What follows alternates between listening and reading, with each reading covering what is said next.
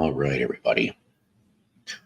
Good Saturday afternoon to another episode of Psycho's Platters, always powered by coffee each and every time. That's right. Very hot for this August 3rd. We're already in August already. I remember hearing something, I think, on the radio earlier today that generally down here that we are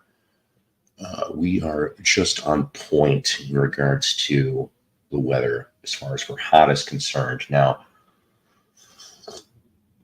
for you people in Florida out there, I heard that there is a tropical storm.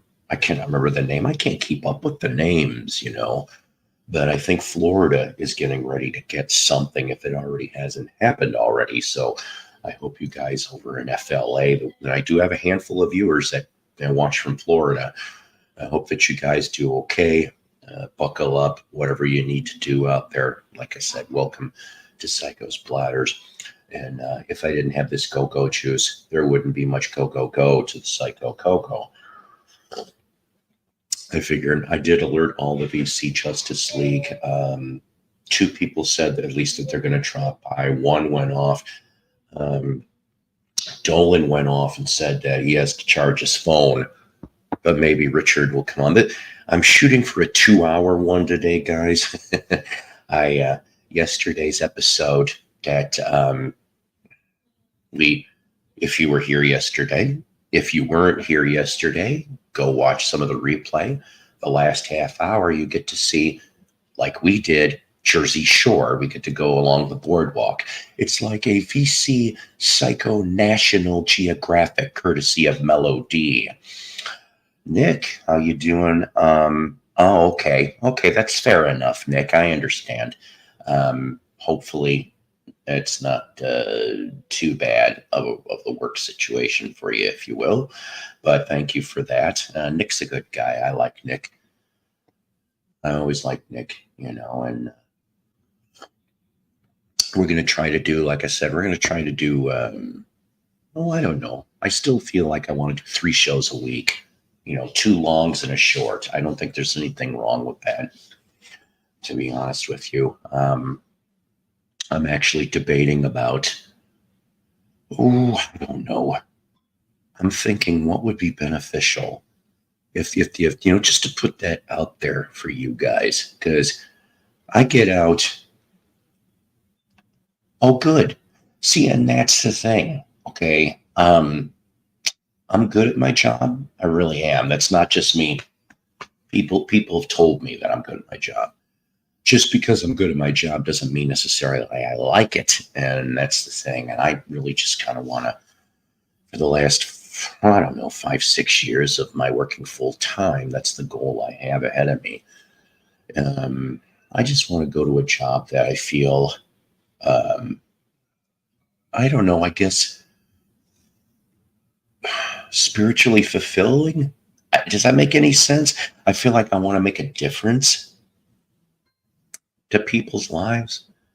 And I'm not talking about what I do now, which is anybody can do a register, pretty much. Okay, maybe I shouldn't say anybody can do it.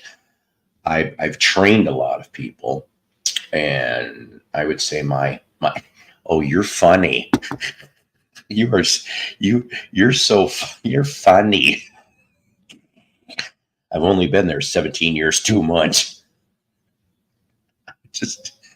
Hello, Michael. How are you? I watched a couple of your videos on and off. I try to watch everybody's videos, but it's hard to get to everybody. I'm not lying when I tell you that I think I've got 1,000 subscriptions, like subscriptions to about 1,000. I want to say 1,000 channels, but it's not 1,000. It's probably at least about 700. I know that much. Hey, Mick, how you doing? Like I said, I know this was, we were planning on a Saturday show. It's just, I wanted to do a little bit early. Kiddo, he sometimes uses this for playing his, I don't know what game he plays, but this is the gaming computer. So I'm like, well, I'll try to make it 2 hours or less today. I figure I have no problem about that. It is hard to get everybody. And, it is what it is. We're going to do the best we can with what we got. I do have a little bit of new stuff, little bit, but I've got some things that you guys haven't seen before we can talk about. Hi, Christopher. How are you? No new psych today. Yeah, no new psych. I don't want to give away the title yet. Maybe some of you people can figure it out already. Live from the excuse me a minute. Live from the Astroturf. Do you believe in magic, Mr. Cowboy? I love coming up with these titles when I can. It's an interesting challenge, if I do say so myself. And I just did. Thank you. And yes, our goal for me and me crew, me and me motley crew. Darren, good to see you. I saw you were spinning. What were you spinning? Were you had some UHQRs? I saw it on Facebook, and I was like, I think I liked your statements too, for that matter. And like I said, I try to get to everybody here. It's not that easy. I do the best I can with what I've got. Believe you me, if I had more time on my hands, maybe I could go and concentrate more for everybody involved. Let's see. So I know that we, like I said, I alerted all the BC Justice League. We'll see who can come on and who can't. I don't know who's running right now. I'm just curious who's running around Saturday afternoon around 4. Let me guess. Is it some record auction? I've had people actually ask me, hey, why don't you do a record auction? That makes me nervous. It really does make me nervous. I mean, I have stuff to sell. I just don't think that I can do it here with justice, if you will. For example, I've got, I don't know what was, I went to the record show, like I said, last week in Carthage, and I tried to sell some stuff. That did not go over very well at all. I know 78 is a lost art. Okay. Hey, haven't seen you in a while. Hello there. Hello. And I know 78s are a lost art. Okay. But we're not talking like Frank Sinatra, K-Star type 78s. I mean, we're talking, I have some 50s Atlantic R&B. I even got a couple Vocalion jazz and R&B. Some of them aren't the best shape. I mean, I know one of them's got an edge chip, but it doesn't affect the play because it's teeny tiny. But I mean, let's see what else I got. Johnny Ace. I've got Duke. I've got bunches of different things I've acquired over the last few years. I've got like Big Mama Thornton on Peacock. And some of them go from almost beat up. I think with good cleanings they would be okay. All the way to, I have like I want to say a near mint. I know grading 78s is different than it is for 45s and 33s, but I want to say truthfully that I even have a near mint copy of the Domino's 60-Minute Man on Federal. So I'm just trying to sell the whole thing because I don't have a 78 player. I don't have anything to enjoy them. I just accumulated them over the last few years. Well, maybe I'm getting myself all mixed up. See? And Elton and Eric and Gino Vanelli, and then you cram them all together and play them at once and see what happens. Oh boy, that would be dangerous. What the hell? I don't know. Gino Vanelli, there's a name. I come across Gino probably, I don't know. He's just one of those ones that every other resale shop I'll come across a Gino Vanelli. I never bothered. I mean, I know that one song, what's it called? I just wanna stop. Da, da, da, da, da, da, da. You know what the hell I'm talking about. That's the only one I really know from Gino. And I know that his brother Dino, not to be confused with Dino the dinosaur, but Dino Vanelli was a member of Quicksilver Messenger Service. Yes. How about that for a little bit of trivia?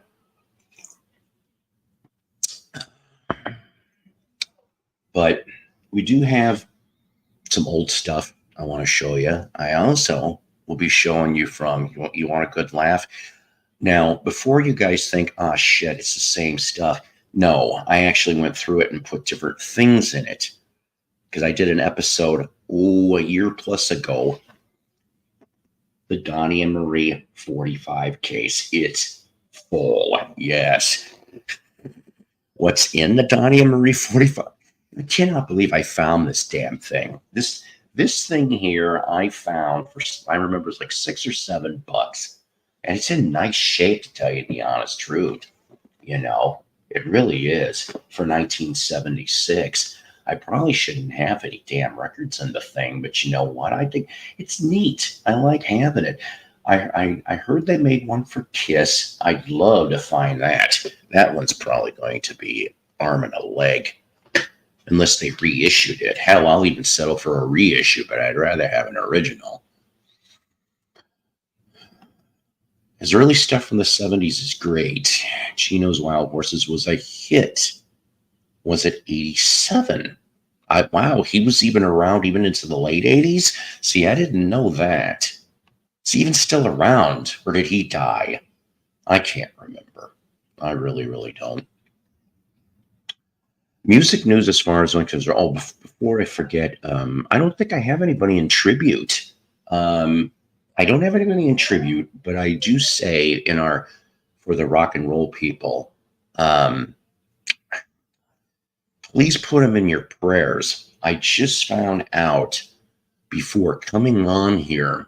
All right. So if any of you people live in or near Mason City, Iowa right now, you guys have got a big thing going on right now over there. It's called the Tommy Bolin Fest. And Tommy Bolin, what a hell of a guitar player, who, of course, died too young, well, due to his own vices. But as if you know who Tommy Bolin is, great. If you don't know who Tommy Bolin is, let's just say, well, he kind of, I think if I remember correctly, he started around the Denver, Colorado area. After getting out of Iowa, he was in Zephyr. They cut a couple albums. I want to say at least 2 with Tommy. And then, so let's see, Zephyr, and then James Gang, right? Zephyr, then James Gang. Then, let's see, he also did an album for Billy Cobham, and then Deep Purple. And then he did 2 solo albums before he died. And so the reason why I'm getting to that, though, okay, you know what? I'm still working on coffee. I don't know who Mazan is. I'm an idiot. I've heard that. And, you know, I came across a copy of that Cobham album once. Jacket was great. Vinyl was butchered. I couldn't do anything with it. Yes, and Come Taste the Band, which is actually a really good album. I call it Funky Purple. If you've never had that album and you can get it cheaply, get it, because I think you will be surprised. Also, if you're bored, check out, you're going to have to go way back. I did an episode of Jukebox from Hell on that very album. The only problem with that lunchbox is that sandwiches put in it taste a little bit like country and a little bit like rock and roll. And they would, but it's a 45 case. But I love your pun. That is good. I will, if I had, now I got to look for a lunchbox, damn it. Thanks, Michael. And I know they made them. They made them for all the people in base of all the biggies in the 60s and 70s and early 80s. See, damn it. Now, why did Menudo just come into my head? Menudo lunchbox. I don't want a Menudo lunchbox. But it would be funny to put some Menudo records in a Menudo lunchbox with some Menudo. No, it wouldn't. Yeah, see, and that's the thing. I remember when I was growing up, a lot of people shit on that album. They really, really did. And that's the thing, though. That's the one thing, Michael, I think that you and a lot of us can agree upon is this. What we thought back in the day was shit, it just took time for it to breathe. Can't say that about everything, but certain things like that, for an example, you betcha. So, and see, and I need to find one of those. I need to find one of those. Yes, I know I froze for a second. But anyways, why I'm getting to the whole Bowling Fest thing over in Mason City, Iowa, right now is I read a note from, I'm going to take a guess and say the um, not the supporters, but I guess the people that set the entertainment up for the Bowling Fest, and who was supposed to be there. I think it's a weekend thing. So I don't know when they were supposed to appear. Jim Dandy's Black Oak, Arkansas, and the prayers are going up to Jim because, and I saw this because Piper Mangrum, who is Jim's daughter, commented that he has got this a extremely severe case of the flu. Does he have the you know what? I don't know. I'm just telling you that that's all she said. So, and considering he's in his 70s, pray for him. I mean, if you guys didn't know, I'm a big Black Oak, Arkansas fan, and yes, I know it's Jim Dandy and whoever he can drum up at any moment. He's been known, I'm told, in the Guinness World Book of Records for rock and roll anyway, that he has the most lineup changes in a rock band currently on record. Okay, and that's crazy. That really, really is, considering that at least from about 1960, 68, 69 to about 76, it was almost the same lineup, almost, and then it just started breaking up all over the place. Yeah, I actually heard that too, and geez, if they were to come around the area, I maybe, I know I'm going to sound really bad saying this, but I think I maybe would only go to see Purple. I mean, I just I saw Purple in '05. Okay. So, I mean, it's the same lineup, except for, of course, no, God, I'm so tired. No, the one before Simon McBride. Anyways, and I liked his guitar work. Oh, God, it was so good. It was nice and tasty. It was no Richie Blackmore, but Steve Morse's guitar work doesn't have to be Richie Blackmore. It's Steve Morse's guitar work. And I've liked his guitar work since Dixie Dregs. And that's a name that doesn't get brought up very much. Mike says, I'll go see Yes and Deep Purple just on the strength of Mirror to the Sky and Deep Purple. And you know what? Like I said, Portable Door has been stuck in my head for like the last few weeks anyway. I think I've heard Mirror to the Sky, but for some reason I like Portable Door better, if I've got that right. When I saw him in '05, they put on a hell of a show. Deep Purple did. They had, let's see, that was the first time, because if I remember correctly, John Lord retired a year or two before that. So Don Airey was doing his bit there as keys on keys. And I like, at least back then, it was neat and novel to us that he would play while he was doing his whole keyboard intros, solo, whatever. And he would briefly go into Ozzy's Mr. Crowley, considering he was the one that played keys on that. And I was just like, I thought, all of us whooped it up, and then he went into what he needed to do. I need to listen to them. I know what you're talking about. And I don't know, has that new album been released yet? I think it's getting ready to, if it hasn't already.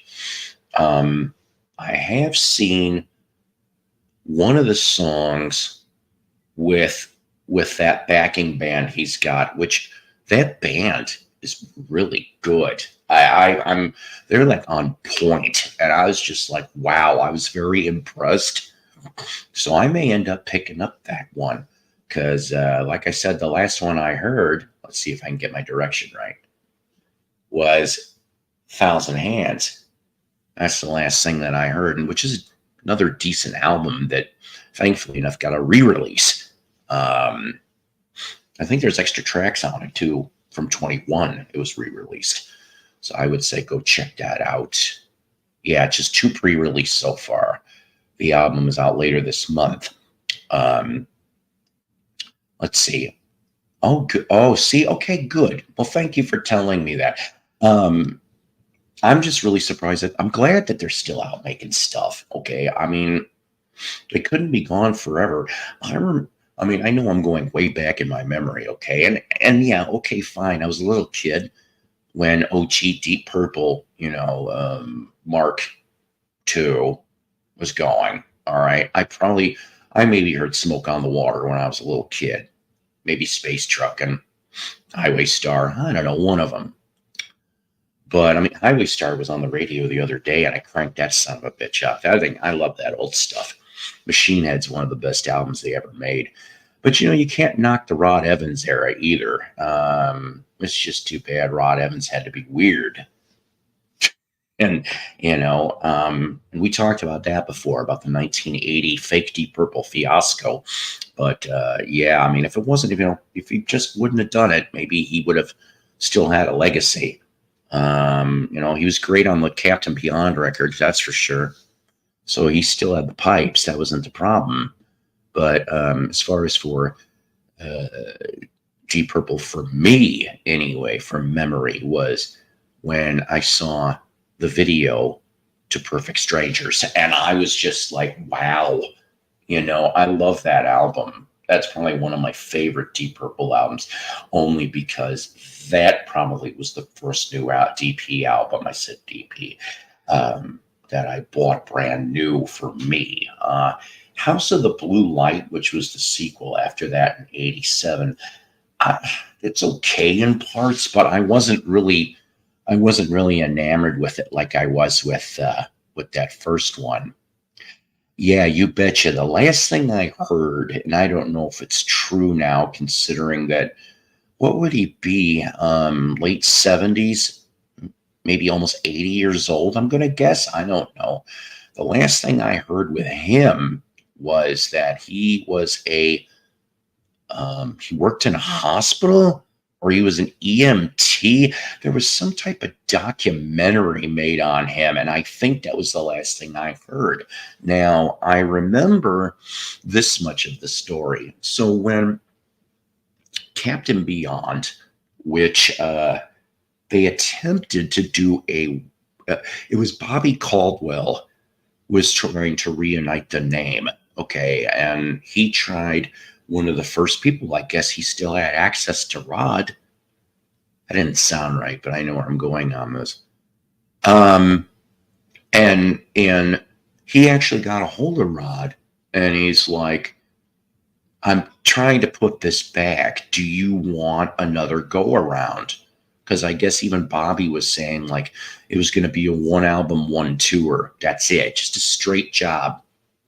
And I guess Rod said no. So he could have came back, I guess, but maybe he figured too many people were going to get him for that 1980 DP fiasco. You know what? I love that album. I think for 1970, what was it, 75? Yeah, 75, I think, because I need to find Roy's solo album, which I think was 76. Never come across a copy of that. But that also reminds me too. I don't even know if Mission to Mars has been released yet. I know there was a pre-sale over on Deco Entertainment, but I don't know if it's been released yet. It'll probably be the last Nectar album you're going to see. And it's going to be, excuse me, Derek Moore on bass, the only OG member there is now. Ron Howden, I think, is on drums on one or two songs, and then the rest are people from the last LP, except for the new drummer. Okay. And Mick Brockett retired on visuals. So when you went live in concert and saw, it was a fantastic show I saw back in 20. It was great. One of the best concerts I ever saw in this idiot's life, one of the best. Okay, seriously. I just don't know what they're like now. Um, let's see. What was another thing I found out about? Um, the Dictators are putting out a new one, or at least, yeah, because they said 28 years later, and I'm like, I didn't get a title. If you're a Dictators fan, go look into that. I left the link up if anybody would care to pop up. I have no problem with that at all. But I don't have a lot of concerts I'm going to so far this season. Okay, at the end of the month, we've got Loverboy and Sammy Hagar. I got free lawn tickets to that, so I already heard that like Loverboy's going to just do an 8-song set, and that the Sammy Hagar Best of Both Worlds, 2/3 of it is going to be Van Hagar. I don't know if he's going to go old school Van Halen too, Roth era stuff. I don't know. I have not looked at the set list. I have no objections to looking at a set list in advance. It gives me an idea of what, I mean, I know that kind of takes away some of the surprise, I guess, doesn't it? But, I mean, I remember, I don't know, maybe like if some of you people, when you went to your concerts and one of your favorite bands played some song that you have not heard in years, you didn't expect them to go off and play like a killer deep cut, or just one of those singles that was maybe on the bubbling under charts, and they're playing it live to you. And it's like, that's kind of a neat little experience. At least I think so anyway. But some of these bands, okay, and yeah, all right. I'm a big fan of this band, but Kiss, okay. I think Eagles is another one too. Stones to a small degree. Although they did play a couple new stuff off of Hackney, but they pretty much keep the same damn set list. And look, I understand to a degree. Okay, I think the 21 people in here can understand and agree with me on this. Yes, we like hearing some of the hits, but we want to hear some of that other stuff too. Okay, because not everybody that comes into a concert is a newbie. We're happy to have the newbies if they're respecting the music, not just to party and yap and be on their phones all damn night and not pay attention. That pisses me off. But that's them, I guess. But the thing is that that's great that there's younger people to keep the legacy, to keep the name, to keep the music going and flowing, you see. But, I think what they need to do, and I think some of the bands, at least in the 60s and 70s, used to do this, they would, like the first half of the tour would be one set list. They take a break. Then there's the second half of the tour, right? With at least a slightly shifted set list, like anywhere from 3 to 6 new tunes that weren't in the first set. I think that's cool. At least that's an attempt. All right.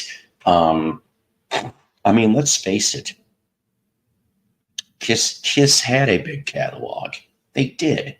But yet you still get to hear the same 12 to 14. Is it 12 or 14? Maybe 16 songs.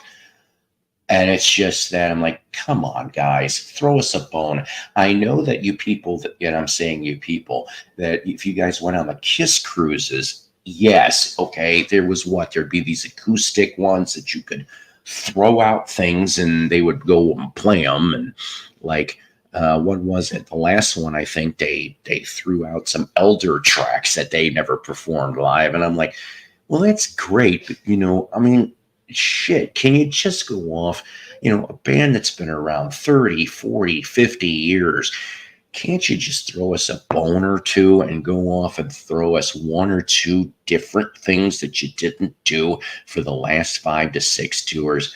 Penny Lane, You're in My Ears, in My Eyes, wonderful lady.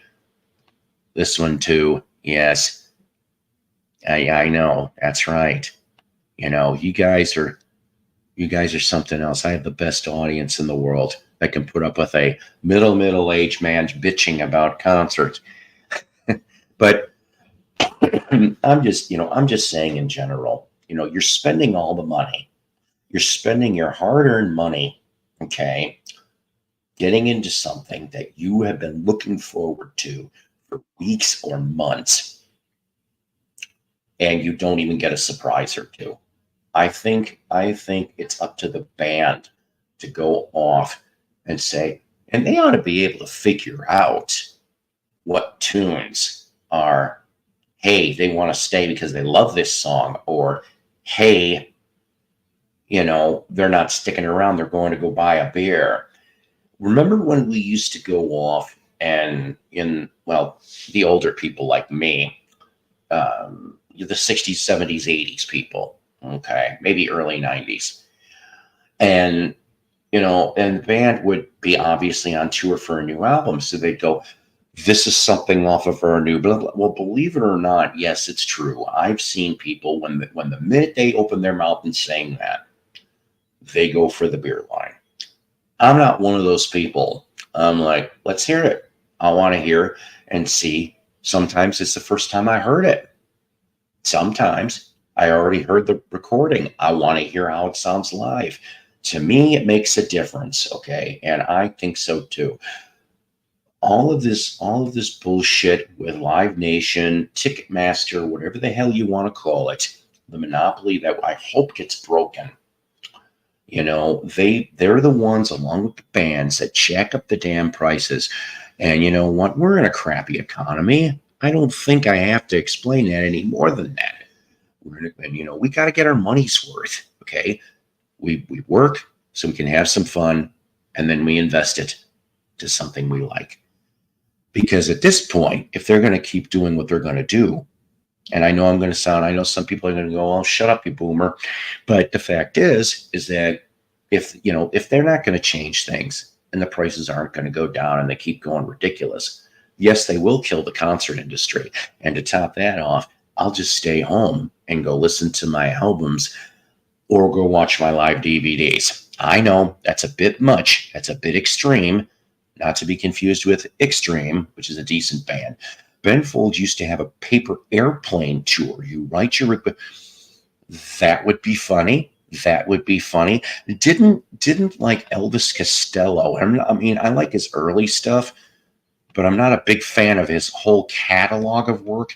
But didn't Elvis Costello have a tour that he had a wheel and it had like 25 or 30 different songs, and he'd spin the wheel at random moments, and whatever it landed on was what they played?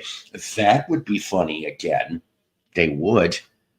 Well, but see, but that's the problem. There's got to be some wiggle room, Victor. There has to be, at least for the long-time fans. I know I'm being a whiny bitch. I know that. But, okay. I make it sound like I'm this guy that's been to hundreds and no, I have not been to hundreds of concerts. I would say probably, I'm just guessing. I'm just going to say between 50 and 100 over the years. But I started late, okay, in the concert watching game. If for example, lots of different things happen, okay, cancellations. Like we were talking about Aerosmith. No more Aerosmith. I hope you guys got to see Aerosmith. I really, really do. I was talking to my kid about this earlier. In a way, I wasn't going to go to this tour anyway, because I don't know. And if you Aerosmith fans know the behind the scenes on this, throw this in the comments, because I would like to know, or give me a link where I can look better at the material. And ladies and gentlemen, I like his title because it just works. My first guess here, straight from 1974, Rush.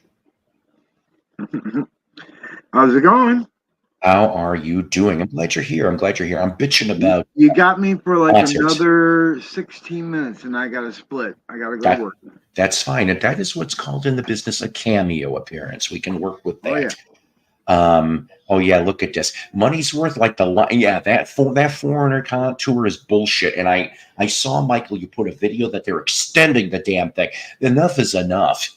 That's a different band that I'd love to see back together, but that's another story. I saw Aerosmith 3 times.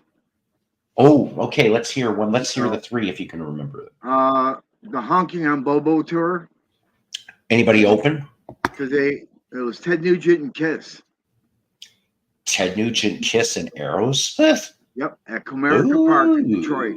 Okay, that I don't like honking on Bobo, but I like the lineup here. Keep going. Let's see, the Nine Lives tour. Ah, okay. Yes, with the pink favorite crayon. And I saw them once in South Carolina when we moved here in, like, what was it, 2005? Oh, okay. Yep. Okay. So I mean, I don't know. I didn't like all their all the later stuff. Right. I'm not saying that they didn't play it well.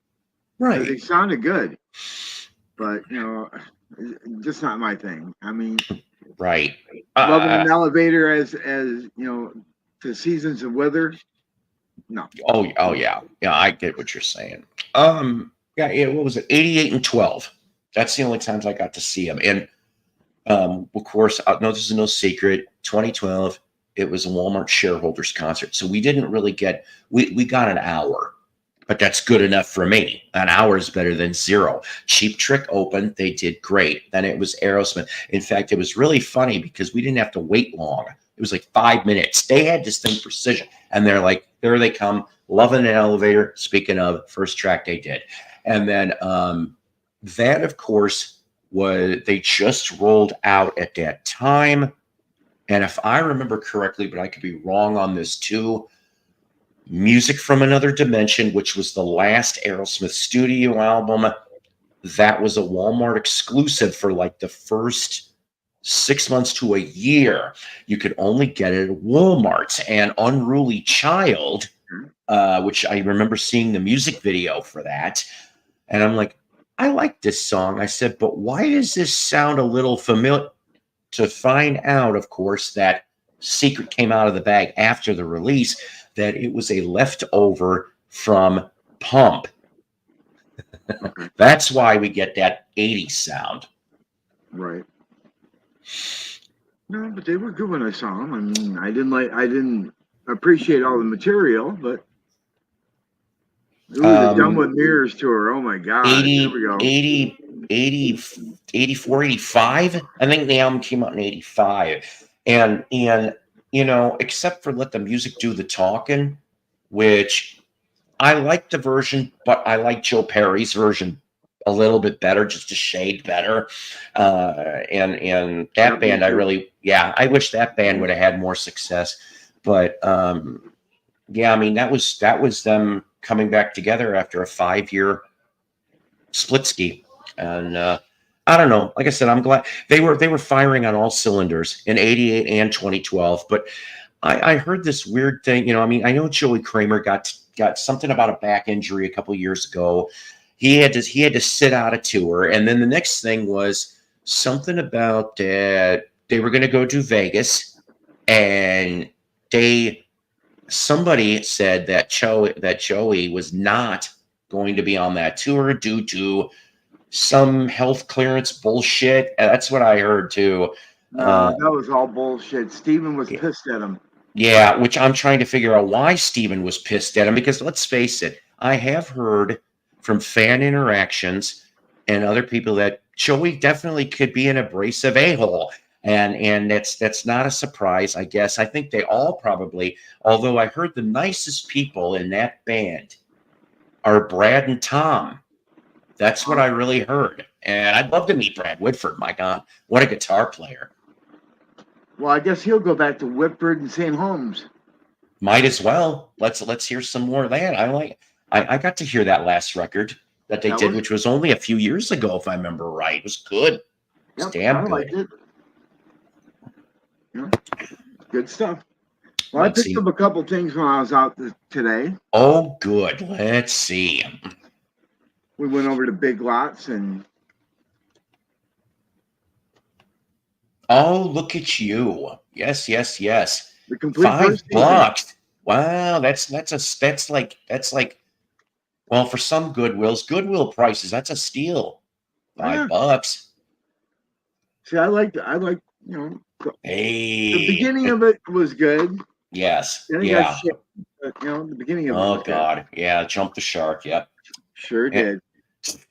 Look what else I got. What the hell? Oh, how much was that?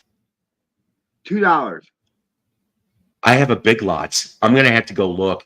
No, I have a Big Lots in town. I'm serious. If you found that for $2 at your Big Lots, I pray to God that they have it at mine. I'll go get that sucker.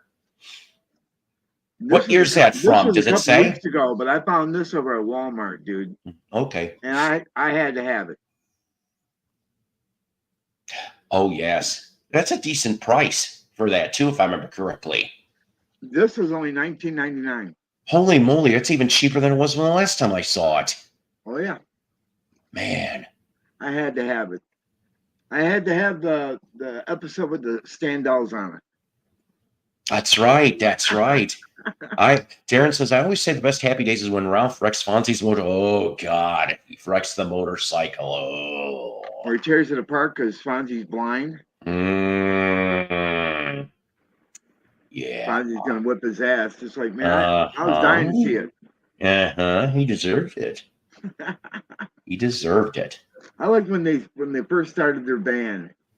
They got that one guy in drums bag. Oh God, yeah. Yeah. That was awesome. They could only play one song. They all shook up. Mm. And nobody sang. Man. Well, let's see. Since you're up here, let's go off and explain live from the Astroturf. Do you believe in magic, Mr. Cowboy? Before you gotta leave. So this is just something I whipped up. But you're gonna like this first part, though, Jeff. You will, because I've had people try to buy this for me, and maybe I will end up selling it. But from Record Store Day from a couple of years ago. Yeah. Live from the Astroturf, Alice Cooper. It is that record store appearance that I know it's sorry about the glare, but it's all silvery. It's kind of nice. And look at this. This is crazy. Very, very crazy, right? All the original band except for the one, the one that passed. And I kept them in plastic. The cards that came included. And that's it. Let's see. There's also something else in here. Basically, you got some newspaper articles. I love it. Some of them say, for Band's Inside Story, ask Alice Cooper Group. Another one says, Snakes Alive, he made it. Another one says, oh, those Cooper kids with a Z. And then, see, I don't understand how they did, because it barely fits in the damn package. I remember when I bought this thing, that this thing was a little bit, I'm trying to get to the vinyl, guys, because there was two different variants. And unfortunately, I don't have the super duper rare variant, but here's what the inner looks like.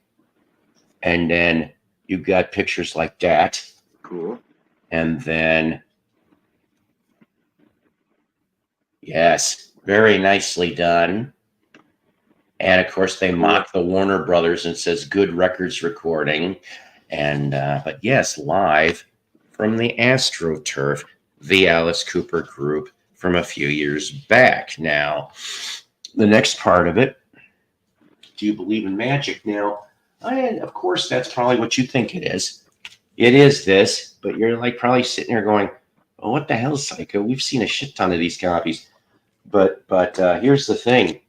Kama Sutra? Have you ever seen it autographed by the original band? Oh, that's cool. It is. I ended up acquiring this thing for $10, if I remember correctly, a bunch of years back at a garage sale. And the province was that the sister, who unfortunately departed, the sister went to see him. It was either in Little Rock or St. Louis at the tour that they came through. So, yeah. So, even signed kind of small in green. It's funny because there's two different colors, but Zally went off and wrote Zal and has heart. This next one was a new acquisition I picked up today, and it's called Mr. Cowboy. Now, I almost didn't even see this, and I'm sorry, you're not going to see this very well either, but we're going back to old school Westerns. Yeah, obviously, Mr. Cowboy is probably part of the hint. But I found Rex Allen Sr. We're talking about, yes, the 40s, 50s, early 60s, singer and Western actor. His kid, of course, ended up having country West. But what you can't really see, and I'm sorry because it's in blue ink, he autographed the whole thing, and it ends with 1958 is when he signed this little sucker. So I may have a friend of mine that he loves collecting Western actor type stuff. So it might be going to him for a nice, fair price. That's right, $5 sold. And that was the conclusion of Live from the Astroturf. Do you believe in magic, Mr. Cowboys? You know what? I love your emoji and I love the title. I like this guy, whoever it is. I only have 2 sparks and I don't know where the hell they are right now. I'm not going to lie to you. I really don't know. I'm still looking for a good OG of Come On to My House and the Half Nelson LP. I would love to get that. I'm looking for the Spiders EP. Yeah. Ooh. Well, didn't somebody throw it out on a reissue? I can't remember. What? No Gilligan's Island? I'm devastated. $5 sold, you betcha. I couldn't believe it sat there too. Although it was the flea market that I went to that it got destroyed in the tornado, and they found a new location. They just opened this weekend. The fun part is that John S is still alive. John S. Sebastian. Yeah, Sebastian. Yeah, all the rest of them are still alive. It's just Zally's the only one dead. Oh, okay. There's a reissue. Then I need it. I would love to hear that Spiders EP. That would be cool. I would say. Another intriguing video title always has me guessing. Probably not alluding to Bob Lilly, Roger Staubach. You know what, though? I will say this. Even though I was a Bears fan, I respect the old Dallas Cowboys. I really do. That was back when football was really football. And I'm not saying that football isn't exactly football now, but football in the 60s, 70s, and early to mid 80s, maybe even late 80s, was damn good stuff. And so I do respect, especially Landry too. He had a very unique way. That's why I always loved, the coach Ditka. Coach Ditka, Dot Bears. And I mean, it means a lot to me, man. So, I mean, that's how it was back then. But that is the solving of that. So you got to go to work today, huh? I sure do. Do I want to? No. See, then you'll just have to watch later about the Donnie and Marie 45 record count. God. Ooh, how much you paid for that? $6. That was really.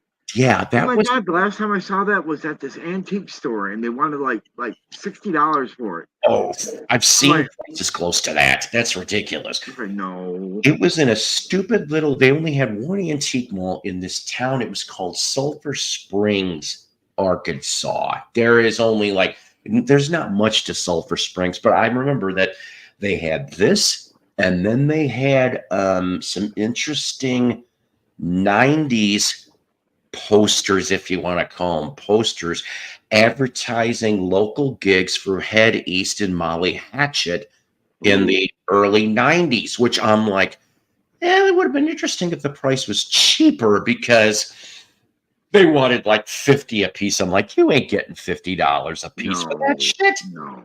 If it was OG 70s, but it wasn't. So, but this place, though, that I went to, they're going to draw 2 winners for $100 gift certificates.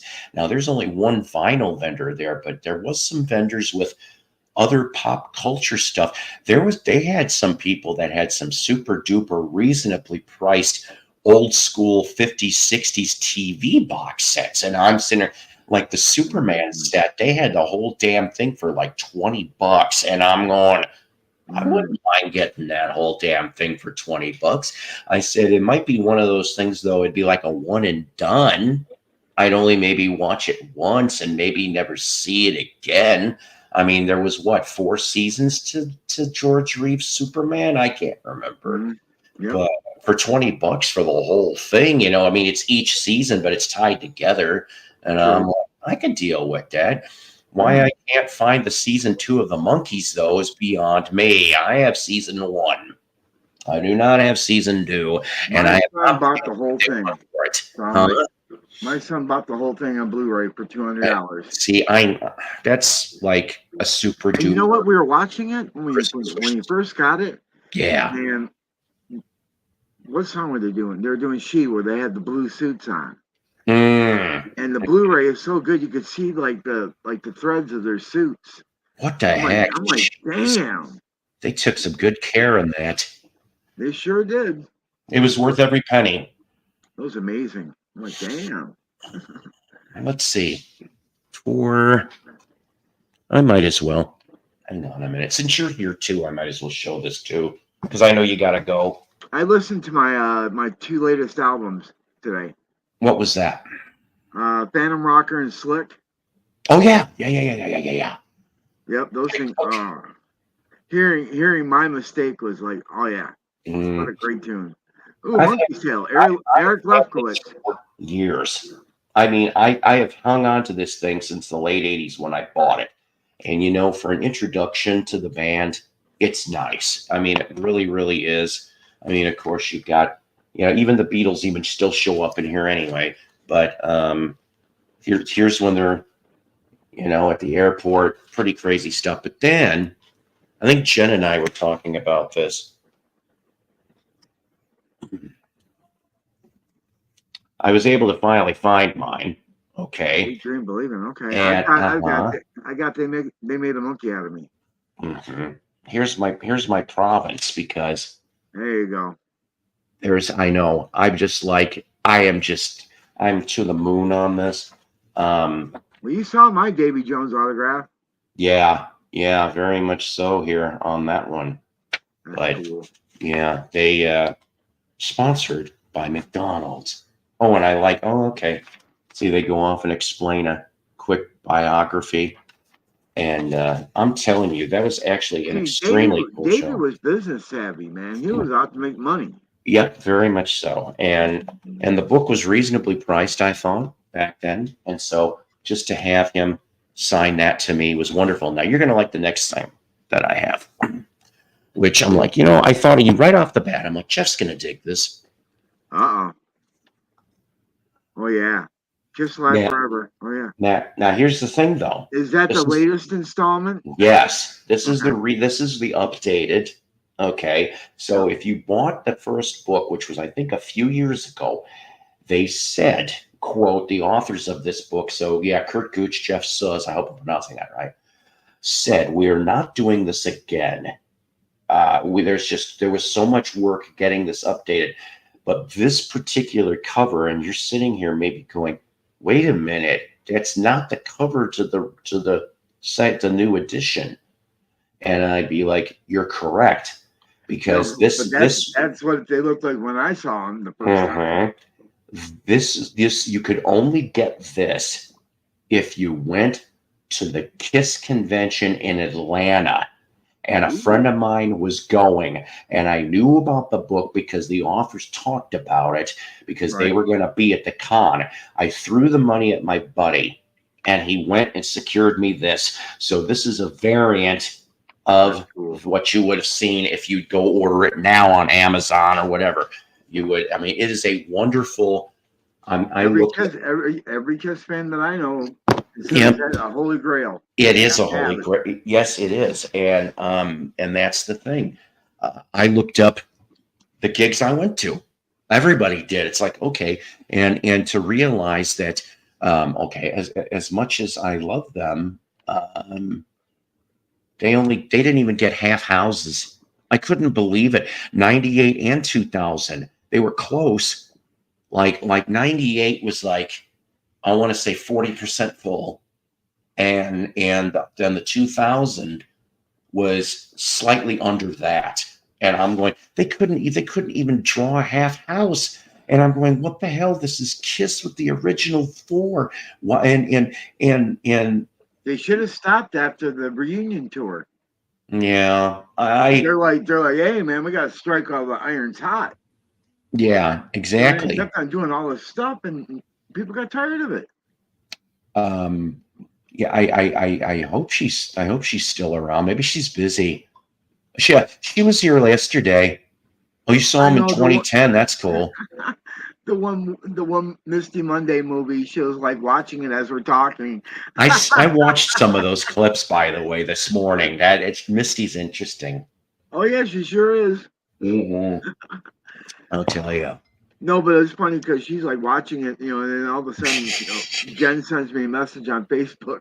Mm-hmm. She's like, this movie's really good. Oh God! I go, Jen. I'm not talking about porn with you. I'm not. That's just wrong. Yeah, that's as much as I love Jen, I'd be like going, I feel cringy. I'm like, no. Yeah, I can't. Yeah, that's not gonna. Hey, I didn't show you my shirt I got on today. No, you did not show the show. Oh, look at that! You've got the Legion of Doom headquarters right out in the swamp. Why haven't we got a Legion of Doom movie? That'd be good. That's a good idea. Why don't we have a Legion of Doom movie? I'd love to see that. Are you kidding me? With like the creation of that shit. Oh my God, that'd be nuts. That would be completely nuts. It would. I mean, and I'm not talking Solomon Grundy from that stupid 1979 DC special. They tried it. Oh my God, it's great. Great. No, that guy looks like a homeless man. He does, doesn't he? Stop. But I gotta tell you this though. Okay. Or the Scarecrow. Oh, that was lame. But it was great to see, of course, Adam West Ward and Frank Gorshin back for a little bit, a taste of the old stuff, if you will. And then I'm trying to think, though, that one or two of the female superheroes, I want to say like Black Canary and was it Wonder Woman, Hawkwoman? They weren't too bad looking. They weren't. Was it Linda Carter? No, I wish it was. That would have been fun. I was 80 years old. I'd still go out with that. Are you kidding? Yeah. See, there you go. Yeah. It's like, what was it? Like, the last time I remember seeing her in anything, Super Troopers. She's in Super Troopers. The last and I'm like, was oh my God. Hey, I'm like, look who it is. It's Wonder Woman. It was a Disney film about a family of superheroes called, what was it, Sky High? I remember Sky High barely, but yes. She's the principal of the high school. Jeez. And I'm like, damn, she looks really good. Oh, man. Yes, you could throw that lasso of truth. Come on, let's go. Oh, man. Go watch the Battle of the Network Stars on YouTube. Oh, my God. Whenever she's swimming, I'm like, oh, my gosh. That stops the presses. Is that right? She makes a cameo at the end of Wonder Woman 1985. See, and I didn't know that, but hey. Ta-da! All right, now. Now, wait a minute. Why are you? My screen. I forgot my camera was turned around the other way. Wait a minute. Ladies and gentlemen, still in a drug-induced haze. Oh man! Wait. Here we go. Ta-da! There you go. Oh yeah. Boy. All right, bro. I gotta get out of here. I gotta leave. Hey, listen, thanks for coming by, man. Yeah, definitely. Have a great day. Try to. Yeah. I get to go back to the grind tomorrow. Have fun. Yeah. Take care, my friend. Later on. Yes. My brother from another God bless mother. You, brother. I know, right? You're like a brother from another mother too, buddy boy. Yes. I'll tell you. Thanks for the Jersey Shore little tour yesterday. I'll tell you, that was kind of funny. It was very fun. See, you just never know. I call it now. It's like BC National Geographic. I wish I had a dolly though. I'm watching the footage back, and I'm watching me walking, like the bounce of the camera the whole time. I'm like, I need a dolly, like a thing to like stabilize it or something. Oh man. Oh. Excuse me. Stone. Yeah. You doing good, man? Yeah, you got a gig today? Tomorrow. So Tomorrow I'm decompressing today. Good. And it's about maybe almost an hour away from where I live. So it's like I got to plan more for traveling and all that kind of stuff. Darren, thank you. Now you give us the answer. We were trying to look that up yesterday.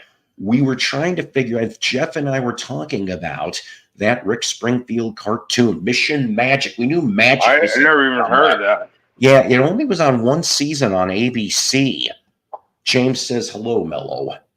No. What's up, King James? No, it's fine. You solved a riddle there. You solved a riddle, Darren. That's what counts. I just, my mind isn't so good anymore. I had to watch the stream of you walking around in Grenoble. Yeah, it was funny. I tell you. And it was trying to think here. It was like, I couldn't believe it. It hasn't even been 24 hours, over 250 views just from that alone. Wow. And I'm telling you, it's because some people wanted to see Jersey Shore. At least there was no I didn't even think about it. I should have kept going down and actually brought you to the Jersey Shore house because it's still there. Oh God. I didn't even think of that. If I would have kept walking down, because it's just houses down there, but I was in the moment. You know what? I'll tell you something. I don't really care for the Jersey Shore people very much, but what is funny to me, was in the new Three Stooges movie when, of course, Mo is joined in the house and he's in there and he goes, Snooky, I got a surprise for you. Oh, really? Oh, wow. Boom! And I'm like, that made me laugh my ass off. I'm like, that's great. I didn't think I'd seen that movie. Yeah. That's funny. That's in there. Yeah, it's not obviously the real guys, but I mean, hell, it's good enough. It works. Sorry. It works. Man, that's contagious, bro. I don't know. I've seen people do it, but I'm just in the chat and I start yawning just from the screen. I kind of promised my kid this is not going to be a mega long show. I love doing all these shows. We went 3 hours yesterday, which I know no complaining about that. But I was like, wow, 3 hours on a Friday night. I'm like, I don't care. We're all having fun. We're having a blast.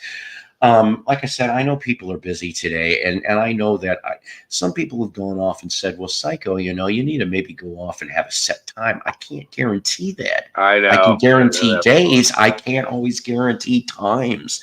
It's all there is to it, and but it is what it is. We try to do the best we can. I actually performed at 2 shows I recorded. I've been meaning to stream them even, let people just see them from the recording should.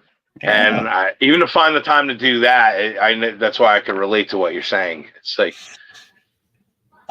it's very difficult at times. So where do we get to? I said I froze for 2 seconds. Where do we get to play tomorrow? Where's our for you people in Jersey? You get to see Mello live. That's called McCann's in Belmar. McCann's in Belmar, New Jersey. Yep. Anywhere. Go catch Mello doing his thing. Yeah, 5 to 8. It's gonna be fun. I'm gonna enjoy it. But yeah, I was playing all the classics. Wow.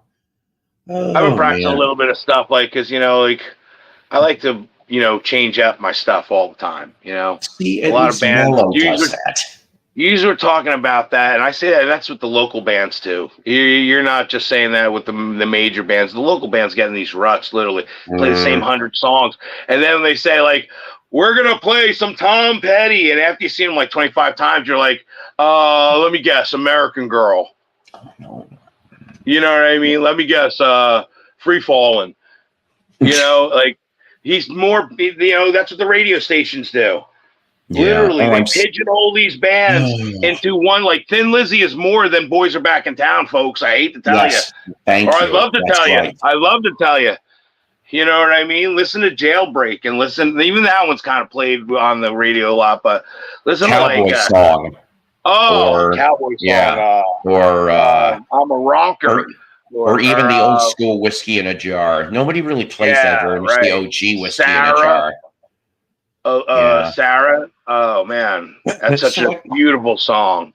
So I have a minor Thin Lizzy story. And what I mean by minor is this, okay?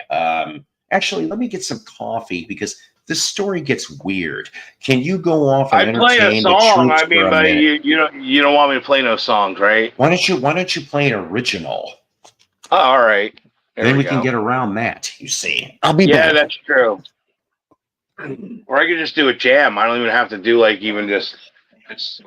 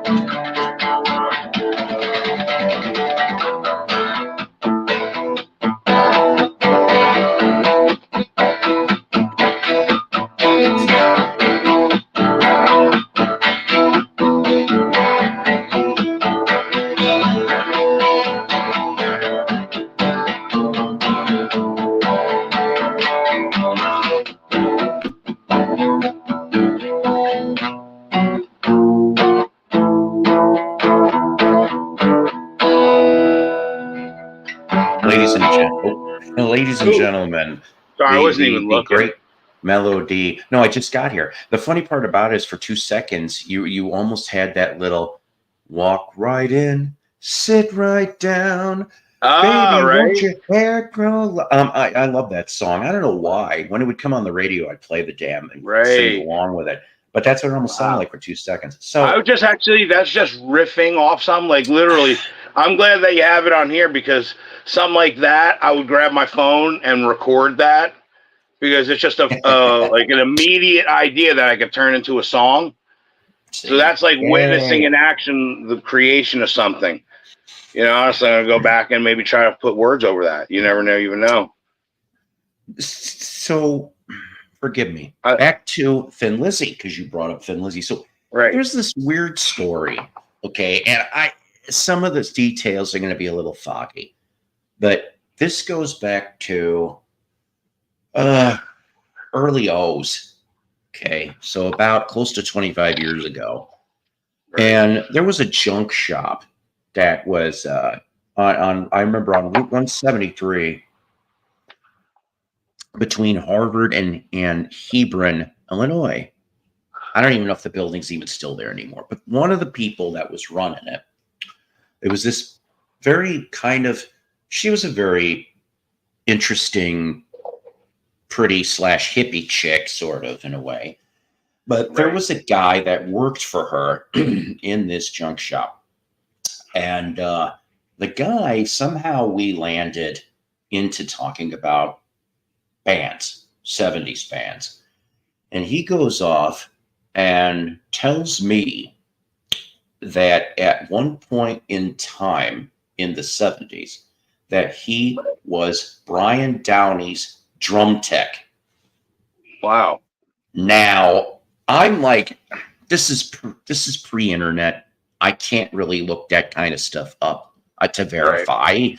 Could have been, telling us a bunch of bullshit. Which what happened was, I know it was kind of funny in a way. I found out later that this dude was a scammer. He would pull this shit off. I guess he did in musical instrument shops, and the only thing that he never got any money from me. It's kind of funny. What I did was I had blank CDs, and he claimed that he happened to have a handful of alternate takes / live stuff that was never and he gave me CDs of whether they were, I assume they were obviously were something that he could have basically recorded off of his own damn collection. But right, he was so he disappears. But the woman that was running the shop, she was a stranger bird, also musically attached in a very loose way. So excuse me to the 28 people, please just stick around for the end of the story. It might get a little long. So, and I wish I could remember her name. I really do, but I don't. But if you're bored, I guess you could try to dig it up. But boy, you're going to be looking decades back. So the thing is that there once in a while, she would come in and I went for records. I went for other things too. It wasn't, she had it was a knick-knack shop, a whole bunch of, you never knew what was going to be in there. And I remember the first time that she wore this, this unique vest, if you will. It looked like the flag, but it was weathered. Like it was an old type thing. And I'm like, that is neat. I said, it almost gave me like Nez nudie suit vibe, because you know what that looks like. That suit on him. Paul, can I just say something, brother? What's you that? have the most relaxing voice. You know that? Like, your voice is so relaxing. Like, I can hear you read the dictionary and literally it's relaxing, bro. It's like almost NPR-ish. It's like you have that, like, that's why you're good at why Mr. C was so good at his role, because he had that calming effect. It's like it was amazing. That's funny that you bring up Mr. C, Tom Hasley. It was Marion, it was Catherine Ross's 95th birthday earlier this week. Oh, she's still alive, even if I'm up. God bless her. She feels like everybody's mom. She's everybody's mom. Just like what's her name? Maureen Stapleton, Edith Bunker.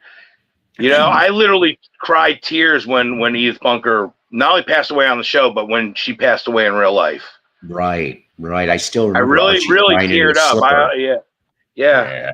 And that cool picture of her, though, in whatever kind of dominatrix type outfit at that party with Alice Cooper, that was a very strange photograph. I am just what the hell? But thank you. That's like Playboy Mansion level stuff right there. Oh, but so let me ask you something. Since you said that, I suppose I have such a relaxing voice in an NPR style.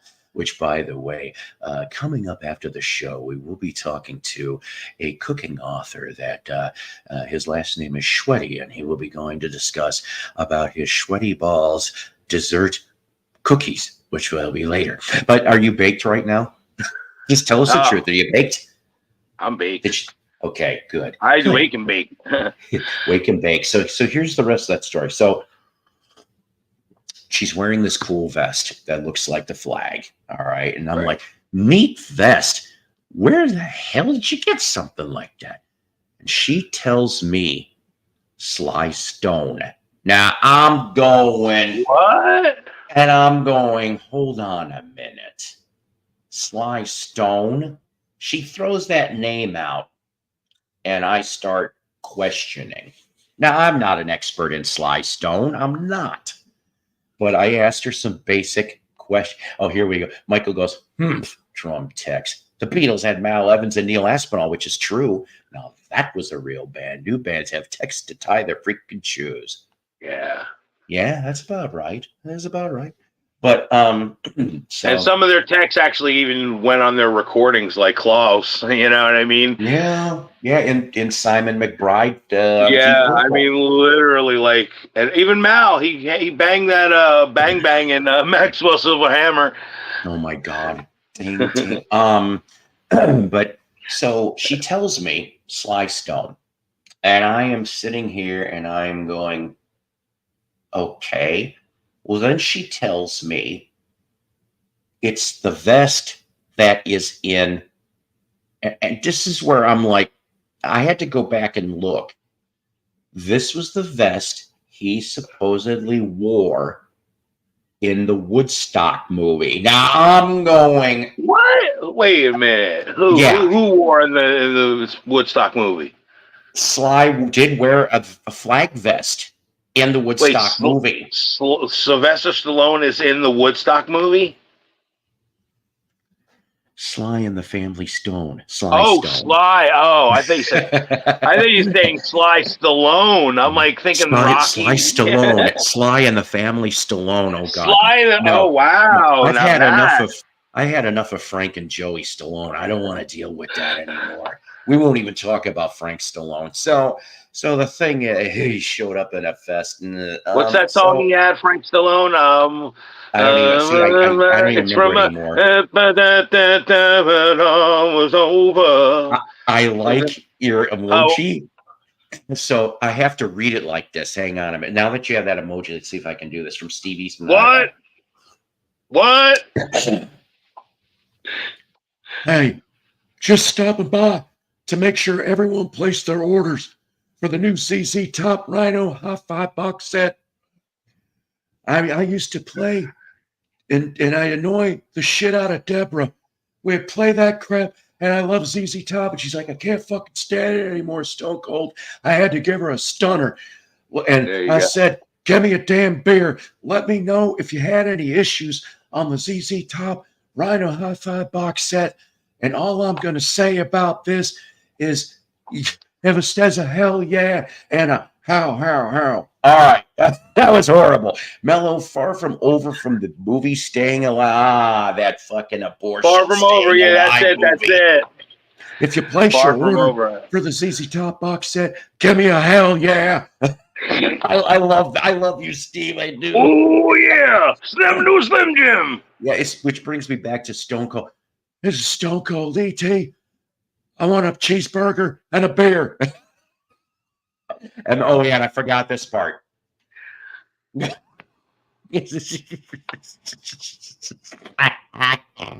Okay, back to the story. So she said that this is the vest that Sly Stallone. Oh boy. Now we're going to get the Sylvester Stallone fan club in here and going, what the fuck is he saying? So he does happen to have that flag vest in the movie. But see, guess what? And supposedly the story goes it was handmade. Now, sure. Hey man, you know what? You can verify that. You can get that verified. I'm sure with as much extensiveness on Woodstock, every splinter from the stage has been dispersed that's the crop. True. They make it like a, you know what I mean. So I'm sure there will be pattern experts, and literally they'll match it right to the freeze frame the film and see the nuances of the flag, because it's going to be cut a certain way, and there's no way it's a fingerprint. So if that's the truth and you have a real relic from Woodstock, talk about thousands and thousands, bro. But here's the thing: you take it to Pawn Stars, he'll go, the best I can do is $20. Well, that's Pawn Stars. Maslow has been showing the hell out of the ZZ Top. He wants to keep the free hours coming. But how does he manage to do it since he does not have legs, nor is he a rough boy? See what I did there? All right. He probably gave him all his loving. Ugh, I don't want to see that footage. All right. Mazzy bought the ZZ box set, so we didn't have to. See, he took a big Hey, I bullet. appreciate what he does, though. You know what? When he does these things. Yeah. I have no problem with Maz. I have no problem with Maz. I'm being silly. And then after he listens to that whole box set, he could put it in the recycler. See what I did there? All right. I sent Mazzy a free one along with a 6-pack. Hey, I just wanted to let everyone know. Oh, man. The popcorn box with the hole in the bottom box set was canceled. Damn it. That would be great for a porn box set. Could you imagine if there was like some porn box set and it came with it and the people that don't get, the lady would be like, this thing's faulty. I'm returning it back. It's got a hole in the bottom of the box. Oh yeah. Okay, fine, Chase. The password is long-winded psycho, because I am. So I guess okay. I hope you heard yesterday's password, James, in replay. The password yesterday was moose knuckle. So I'll tell you what. Who catches beer better than Stone Cold Steve Austin in the middle of a ring? That guy is like a machine. I mean, I literally seen 15 beers. He's like unbelievable. Whoever the hell is throwing those beers to him needs a major league contract, and even Steve needs no a contract. They have to have that worked out. I mean, literally, they must have practiced for hours together. There's no way you can be that good without practicing like something. I like how he fucking threw it at Kurt Angle, because Kurt keeps trying. He's like chucking him at him, and I'm like, he almost got him. He almost beamed him once. One of the funniest moments in wrestling history for me, besides the Big Show and what's his name collapsing the ring. I think it was Brock Lesnar when they did the body slam. Besides that, when Kurt Angle was in the backstage area on Raw with Vince McMahon and Stone Cold, and he wore that little baseball hat, and he looked it's when Kurt Angle still had hair. So he wore a little baseball hat. It was hysterical. I mean, literally comedy gold. Wait a minute. Are you talking about the little cowboy hat that Steve Austin gave him after giving it? Yes. Oh, my God. That was so the most ridiculous in that thing. One of the funniest moments I ever seen. I literally had tears in my eyes from that moment. Oh, my God. And when Booker T and Stone Cold had the fight in the refrigerator. You know what? I talked to Booker in that whole kitchen area, and they were putting pies and everything on each other. And another moment when Dr. D. David Schultz shot the gun off in the TNT studios in front of Vince McMahon. I mean, literally one of the greatest, funniest moments in any history. It's so hysterical. I was reading about that in Dr. D's book, by the way. Oh, go watch it. It's on YouTube. Oh, no, I saw it live. I mean, I saw a lot too. So here's what he put in the book. I laugh at it now. He threw everyone off. Now, Vince did say, go shoot the gun.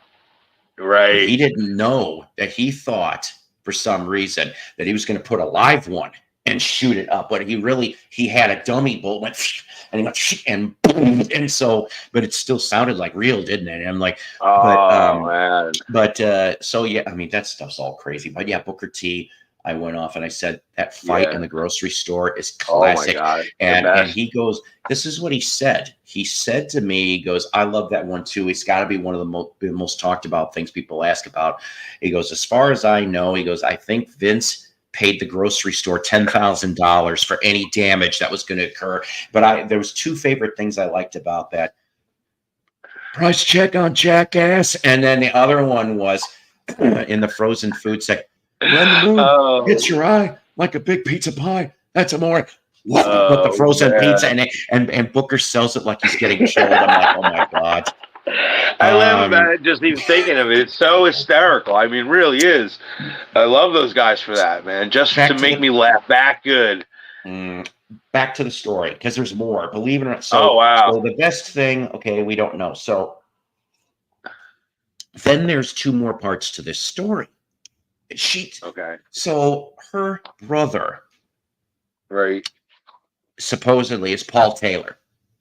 Now, if Paul Taylor sounds familiar to you guys, good, if Paul Taylor doesn't sound familiar, he is a member of Winger. He was on. Oh, I was thinking Andy he was Taylor on for those a second. first couple albums. Okay. Well, right. You're too hilarious for your own good. That's what I'll say about that. So yeah, so she claims that, and I did see the tickets that supposedly Paul was coming through town. And I'm like, I would love to yippee yap with Paul. I had the first Winger album, and I'm like, I would love to get this damn great thing album. signed. That's a great album. She showed me the tickets. They were comp tickets because they were doing. I think it was a VH1. We'll call it a hair metal stripped concert. That's when a couple bands were just doing acoustic stuff. Okay. And Winger was one of them. I wish I knew the rest of the lineup. It was in Rockford, Illinois, in the late 90s, early O's. And I was just like, well, shit, that would have been beautiful.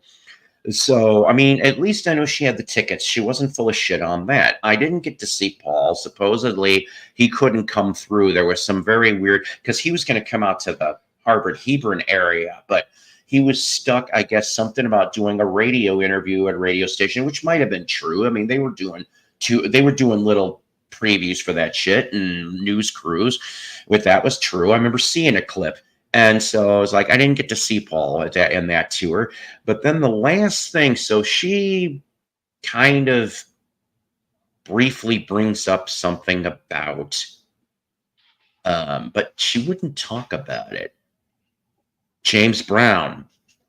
And I'm sitting here and I'm going, why won't she tell me? Because I asked her things. She goes, I just really don't really want to. And so after like 3 attempts, I gave up and I never asked again. So get this. I trip on something a few years later. And this was before James died. And guess who was in the article? Who? Her. What? Really? She was not bullshitting. She was actually not bullshitting about this. And there was some issue, though, between her and Brown. And I think she ended up having to go to court. I can't remember why. And she got a small settlement. So, yeah, that's my long-winded story, is that this potential pair of grifters, if you will, that I bumped into that thankfully enough didn't get any money from this idiot because I had none to give. That it's just, you never know who the hell that you're going to bump into in life. And for a brief moment or two, and then later on, you find something out that you didn't know about. And I'm like, exactly. She was at least telling half the truth. So there, that was the end of that story. Hallelujah, everyone is saying. I didn't expect to ever tell that story, but I guess I had a half good excuse because you brought up Thin Lizzy. That was your fault. It's like, damn it, Mello, you brought up Thin Lizzy. I love it. I love Thin Lizzy. Yeah. Hey, what's up, Bill K? What are you doing, my brother? Yeah. Oh well, I guess Mello can't see me when he's big. I see you. Yes. I love the chat. The chat is the greatest, honestly. Pretty much, yeah. I really love the chat. The chat is what keeps us all, coming back.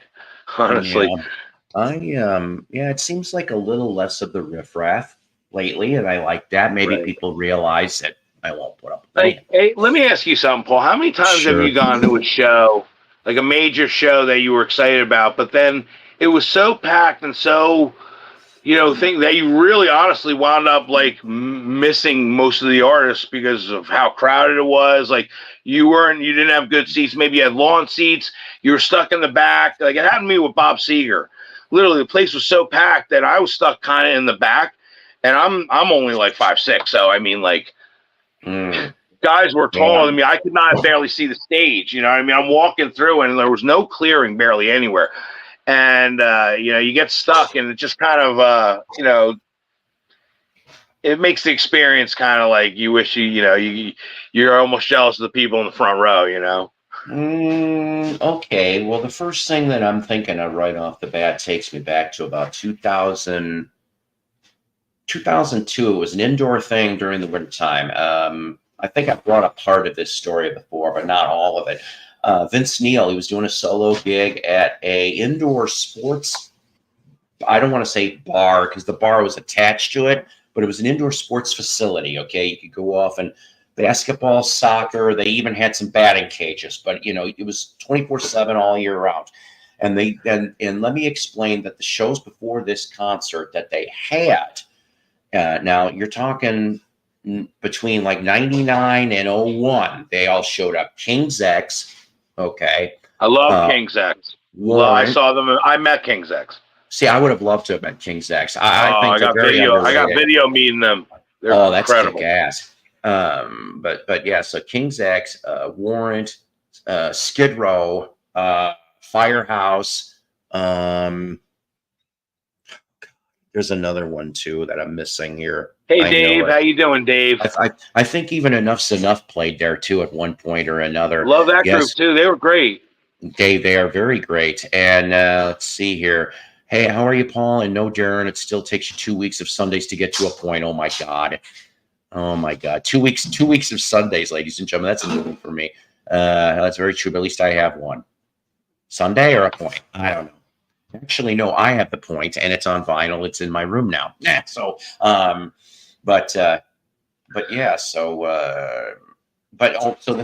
thing. So they had the capacity for this joint was like between 500 and 1,000 people that could cram in. It was no seats. You'd stand. The stage was on one side of the thing, and they never had more than like 200.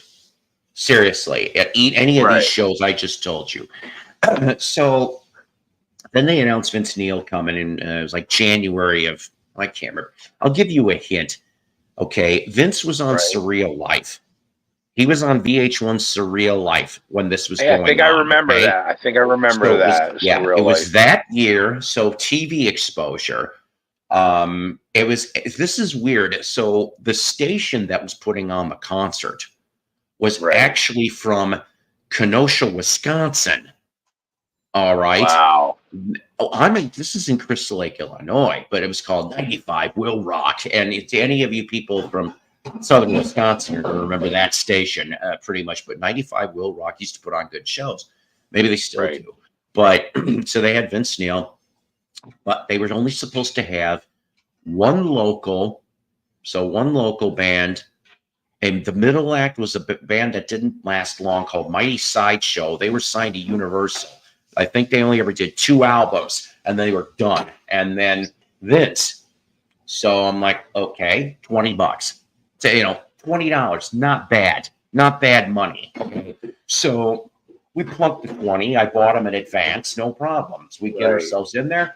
We had a drink beforehand because the bar at least was open. We told you was separate from it's connected but separate. So we went and had a drink, and in the next table over, it turned out it was everybody in Vince's band but Vince. So they all sat there. They had tattoos. There was a tall sucker, and I think everybody but one member came from a former hair metal band, and we're in this lineup. And I don't remember all the names. So fine. And I'm like, we get in there. We're early in the line. We're about not even 10 feet from the stage. Okay. We had some good seats. But then there was some drunken asshole. Okay. And his girlfriend. The girlfriend was cool. Okay. But the guy, he was big. And he was already pounding it. And they left the bar door open so you could come in and out from the venue. And I'm going, uh-oh. And then there was indoor, you know how you go to an outdoor festival, you got the rolling beer things. They had 3 of them in the back. So you got beer going this way. You had potential hard liquor going this way. This is already disaster. I told you there was supposed to be 500 to 1,000 maximum in this thing, okay? And so then to make things even worse, they added, remember I told you there was total of 3. Oh no, they made it 5 bands. They threw another local and a regional, and I'm going, wait a minute, this is not supposed. And every changeover was ridiculously long. And I'm like, these people were not pros. And I am going, oh no. And I mean, I'm not kidding you. By the time the show started, minutes after we actually walked in the door, they rolled the first act in, maybe like at 6:15. It opened at 6. They rolled at 6:50. Boom, boom, boom. But it took till about 11 p.m. to get to Vince. Now, that's near 5 hours already, okay, of people getting pissed, getting drunk. Right. There was the tall dude. I brought my buddy Jason, bald, leather. He dressed like punk. Well, the only relief we had, if you can call it that, was we had this cute little hot chick who went topless for a little bit, and we all had some fun there. But other than that, huh? Yeah, you betcha. I mean, like I said, I'll be off of here in about 20 minutes.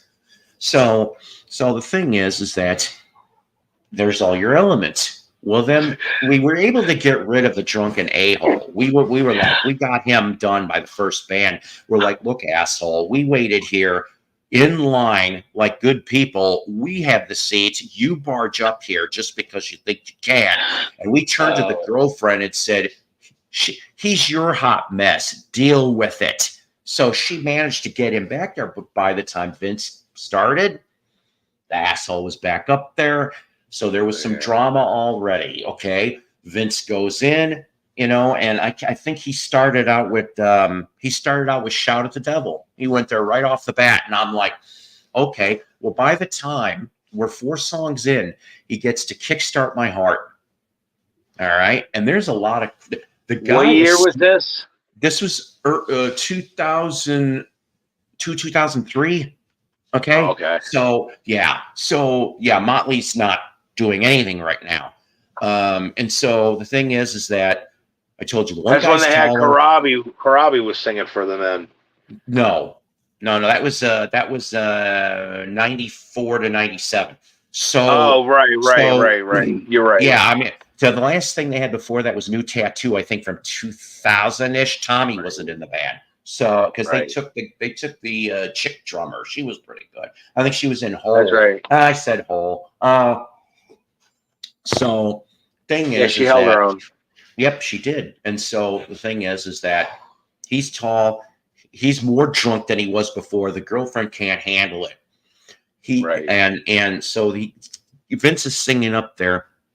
He goes, "We started this band as a laugh. We're still kicking ass." Well, he stops very quietly. I yell because I'm that close. I'm like, "There's a lot of ass kicking going on right now, Vince. There's fights happening." And Vince looks real quick. It's almost like slow-mo in a movie's like looks down and he looks and his eyes get big.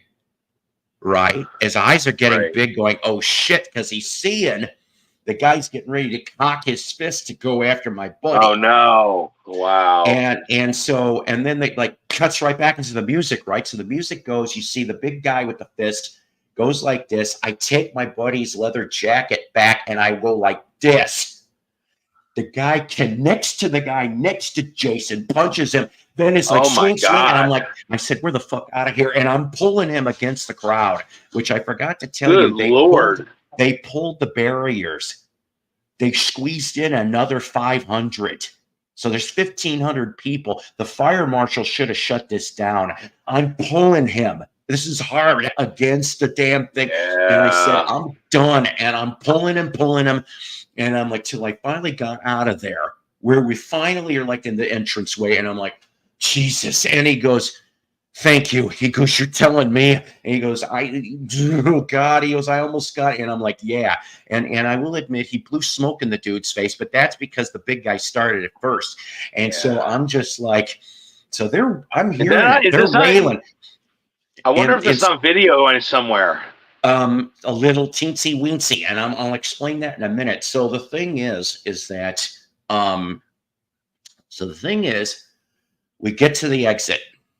And I knew somebody that was working behind the counter, part-time security, my ass. The security was bullshit. They were so lax.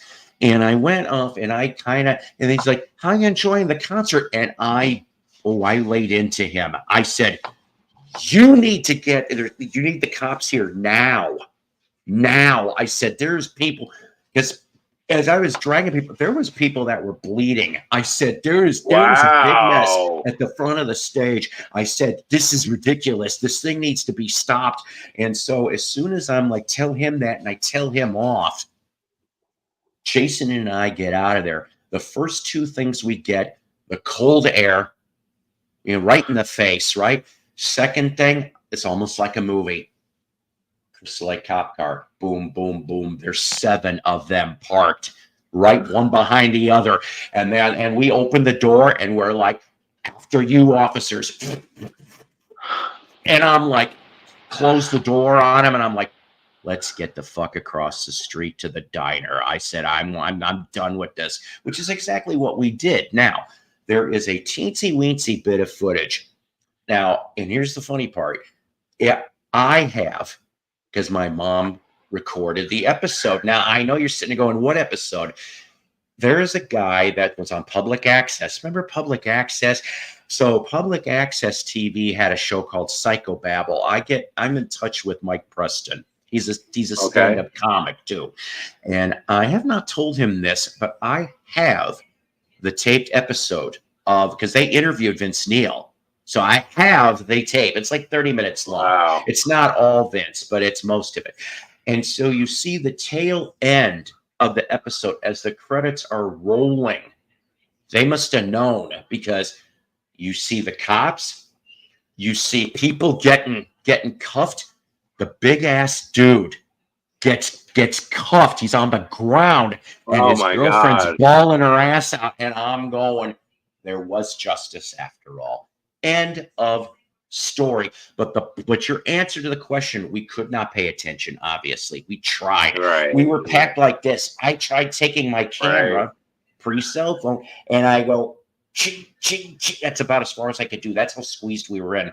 That was ridiculous, and I'll never do that again. Hey, you know what today is? Today is actually some Beatle history. August 3rd. Yes. The very last day the Beatles played the Cavern was on August 3rd. Wow. And today is Jimmy Nichols' birthday. Jimmy? If you're Jimmy Nicol. Happy birthday to you. And you know who else's birthday is today? James Hetfield, Metallica. Happy birthday, James. Happy birthday, James. I love your old stuff. Yeah. I do. And another thing most people don't know about, they think, after we hear about Jimmy Nicol, and he does his 10 gigs, gets the gold watch from the boys, and gets the plane ticket back, he does end up on one more tour.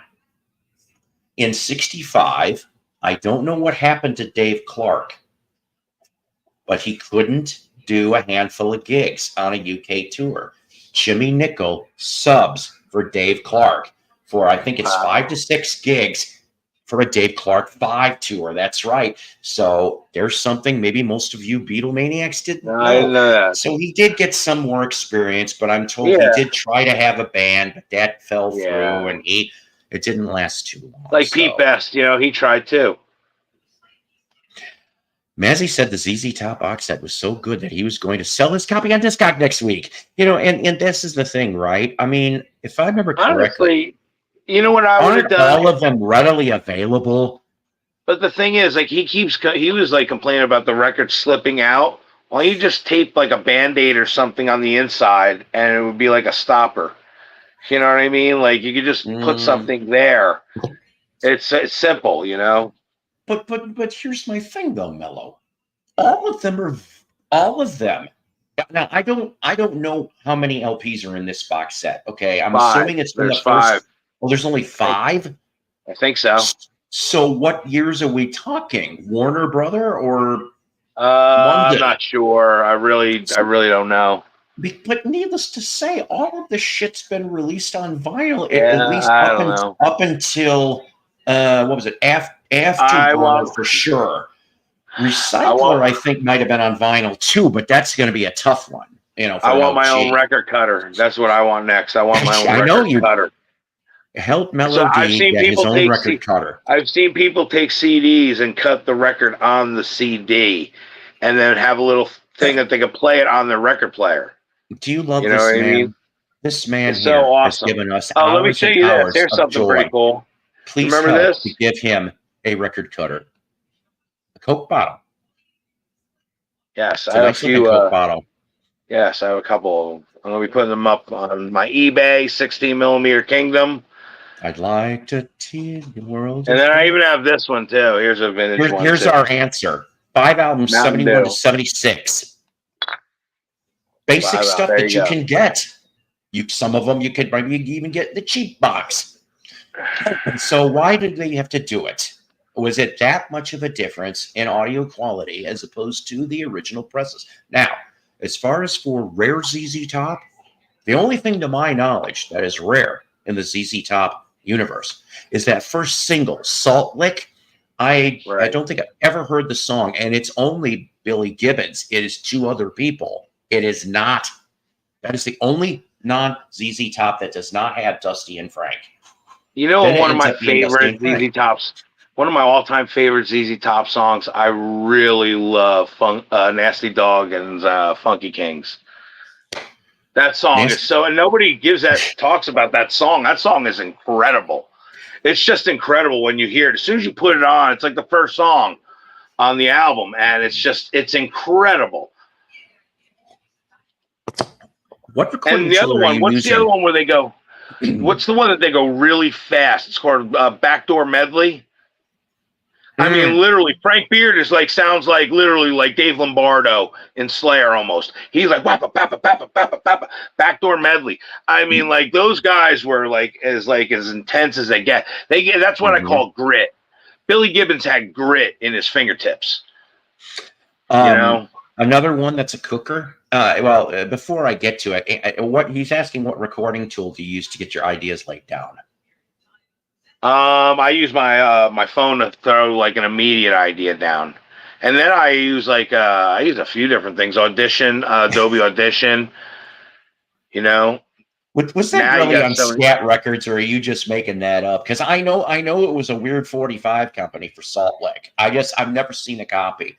I'm not that huge of a ZZ Top fan. I love them, but speaking of that grit that you're talking about, the X, back when they were classic rock before they went into more harder stuff, used to play a lot of different ZZ Top. Of course, it was mostly the hits, but one of my favorites was Party on the Patio.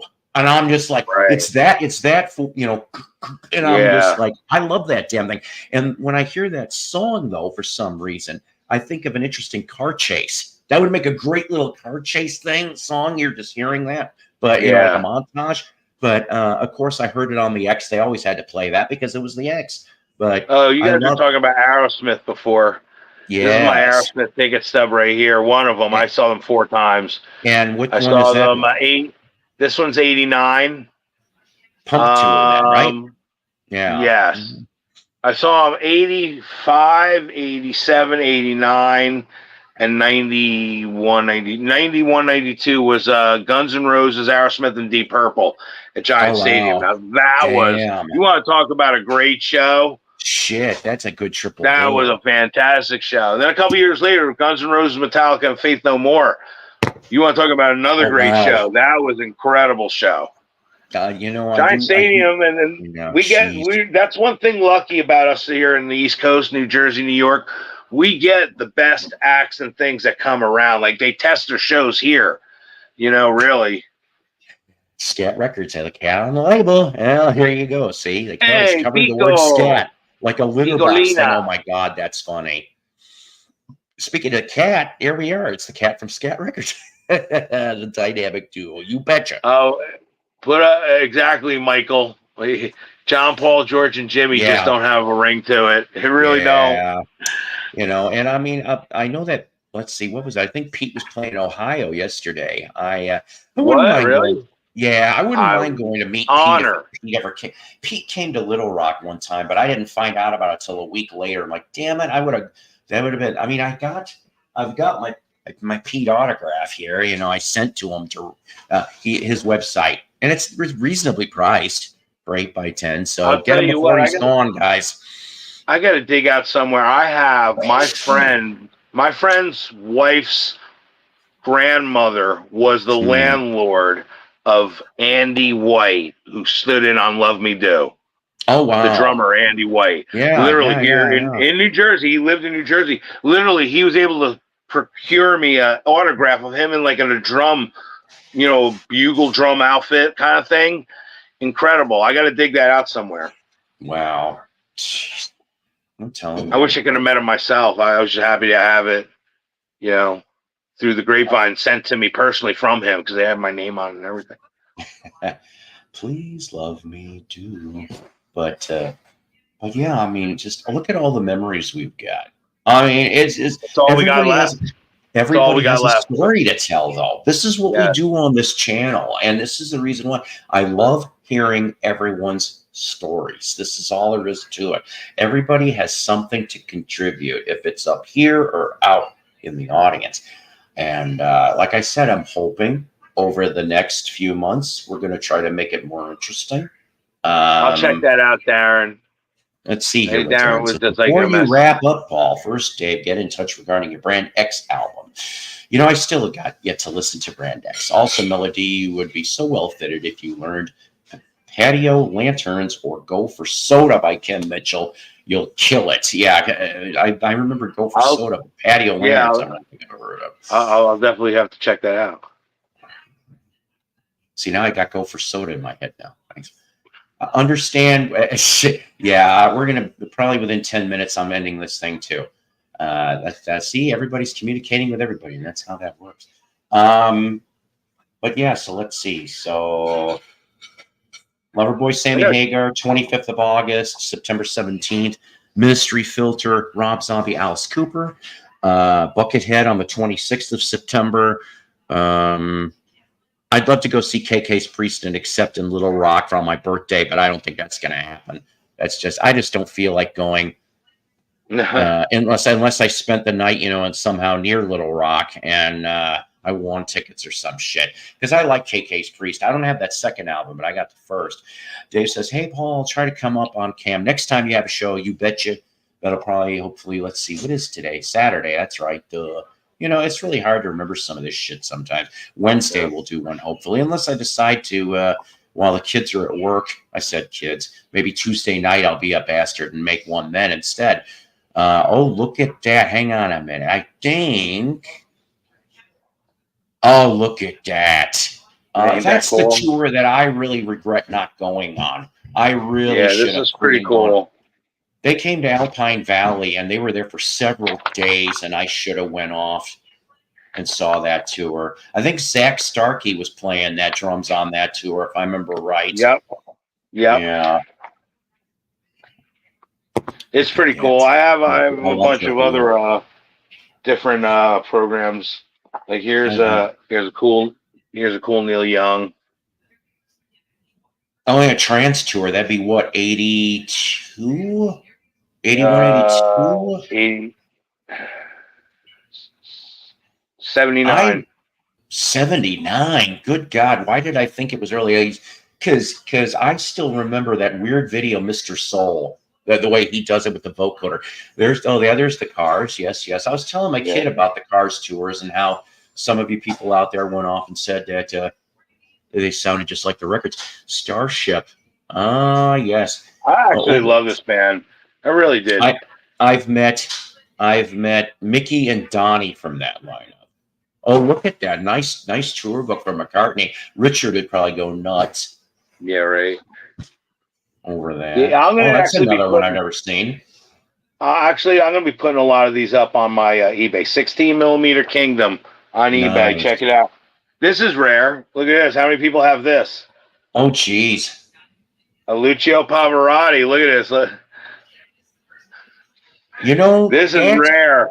That's funny that you bring up Pavarotti. Look at him got his baby pictures and stuff.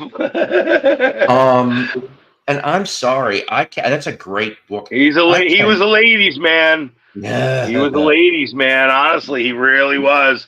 Definitely. He had that Italian blood. Look at that. Like he was intense. To Luciano Pavarotti. Right? I have a program somewhere. I'm not kidding. I found it for $1. Oh, there you go. I've seen that tour book before. Actually, that's a pretty cool one. I can't remember what year that is, but I actually have a Caruso Oh, Can wow. you believe that? A program from St. Louis. Who's that? Oh, Tull. Okay. Yeah, nice, Tull, nice, production nice. manual. Wow, jeez. Oh yeah, yeah, for head games. Yes, yes, yes. Eurythmics, yes. Sweet Brie is made of cheese. This is one of my favorites. That's right. Oh yeah. See, that's the tour I should have gone on. I Oh, love that album. That is a great album. Yeah. This is great. Honestly, these programs were really. This right here is the coolest right here.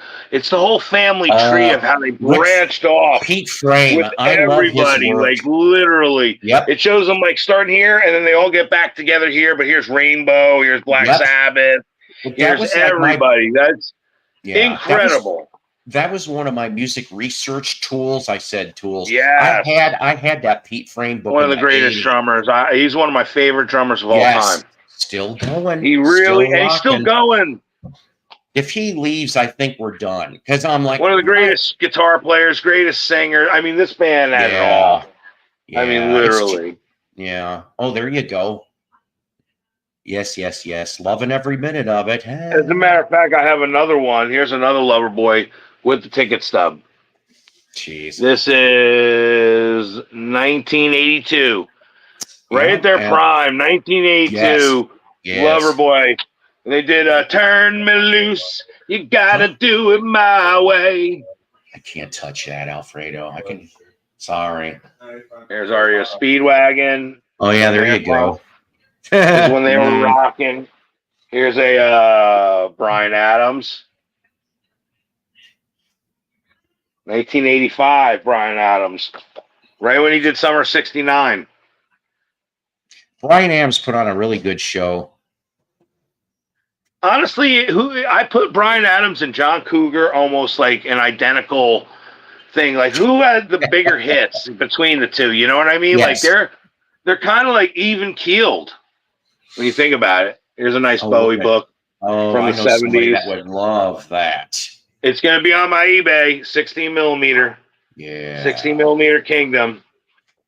Probably most of them I'm gonna start them at probably $5, $10. Yeah.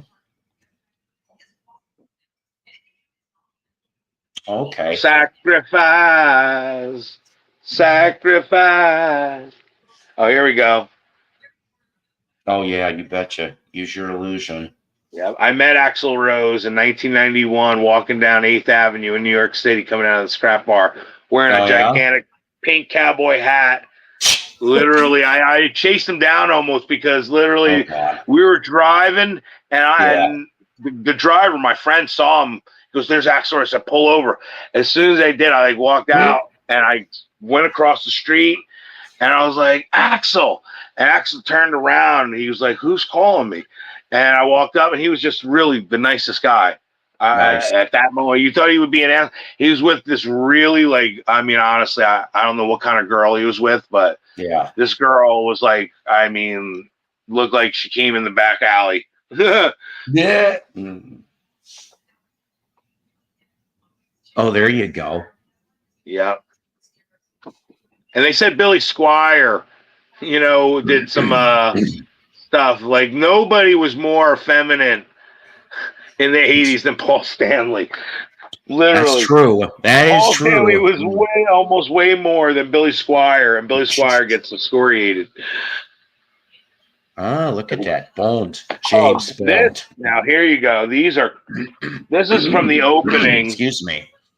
Of the Rock and Roll Hall of Fame. Very nice. This, and here is the grand opening, 1995. Wow. Jeez. God, it's almost been almost 30 years. Yeah, these are historic, honestly. You don't see them that often. Here you go. I am myself.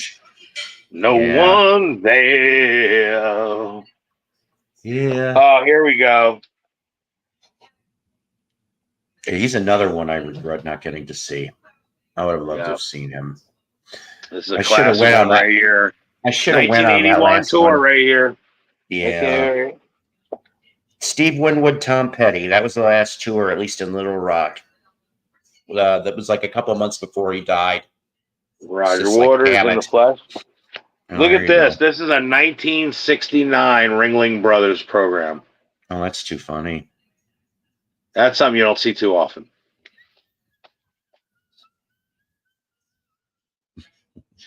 Oh, yeah, Lenny. Yeah. Let me see what else I got. Oh, here you go. I love this guy. This is a big sucker. You know, I do too. His music is timeless, especially with S&G, but, you know, his solo catalog is pretty damn good overall. Now, if he could just go off and put a cleaned up Hearts and Bones. I mean, and most people don't know this, but he did not get rid of all of Garfunkel's vocals on Hearts and Bones. Right. You just need to find them. They're there, a couple of tracks. Oh, look at the Cobain thing. Yeah, this is a 2001 calendar, actually, that was never used. They could reuse these calendars, but these are out of print. You know, some of these pictures are, you know. You know, I still wish I would have loved to have met him. I mean, not only, look at that, not only because of his music, but he was a huge Monkey fan too. I found that out. I'm like, I know I could have had a beer with that dude, even just for a few minutes. Did you ever hear Kurt Cobain's version of "And I Love Her"? Yes, it's the most haunting version I've ever heard, and it shows he was a Beatles fanatic. He loved the Beatles. We loved John Lennon. Oh my God, that's why honestly, you could see when Paul finally played with them and did "Cut Me Some Slack." You could see the live performance. Chris Novoselic is almost in tears, saying that's something that the Beatles, you know, Kurt would have like adored to play with a Beatle, and he never got to do it. No kidding, right? Ladies and gentlemen, I'm going to keep my promise because I did say to my son, hey, and we are at 2 hours and 2 minutes, so I was close. We're going to wrap it up. I know it's a little early today, but that's okay. We might try to shoot for one Tuesday night, late night psycho, maybe. But I want to thank Melody. I want to thank Jeff for coming on up. I want to thank all my lovely audience. You guys are fantastic. We had up to 28 people here at one point or another. That's beautiful. And you know what? That's beautiful. Hit that like, you guys folks. Stick around. Yeah, please do. It's kind of funny. I am. You know, we're going to. It's nice. And like I said, I'm not going to let cat out of the bag, but coming soon, over the next 60 days, we're going to have a couple interviews coming and dropping. Awesome. Some will be live, some will be taped. So based on what we have. And yes, thank you guys. You guys are what makes the show. I am just the idiot that runs I'm the wizard that runs the things behind the curtain. I hope to be able to put up my shows very soon so you guys can see them and stuff. Yes, we would like to see those and hear them and everything else to boot. Yes. So take care. The one yesterday was a lot of fun. And it seemed like it too. Take care. God bless. God bless everyone. My coffee each and every time. Once again, thank